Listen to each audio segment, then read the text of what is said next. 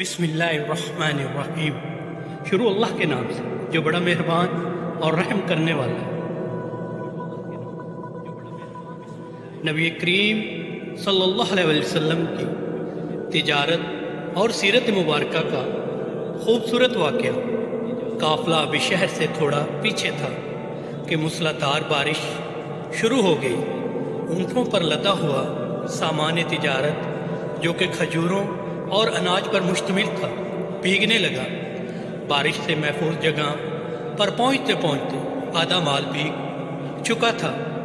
منڈی میں پہنچ کر تاجروں نے مال اتارنا شروع کیا۔ ان تاجروں میں ایک بہت معصوم چہرے والا انتہائی خوش شکل نوجوان تاجر بھی موجود تھا۔ اس نوجوان تاجر نے جب اپنا مال اتارا تو اس کو دو حصوں میں تقسیم کر دیا۔ خشک کھجوریں اور خشک اناج کو ایک طرف رکھ دیا اور بھیگی کھجوریں اور اناج علیحدہ کر کے رکھ دیا۔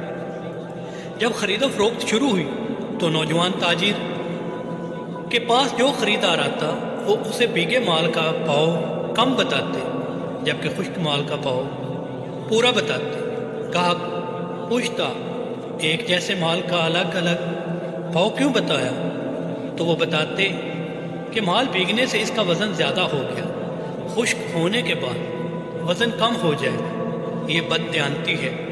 لوگوں کے لیے یہ بات نئی تھی۔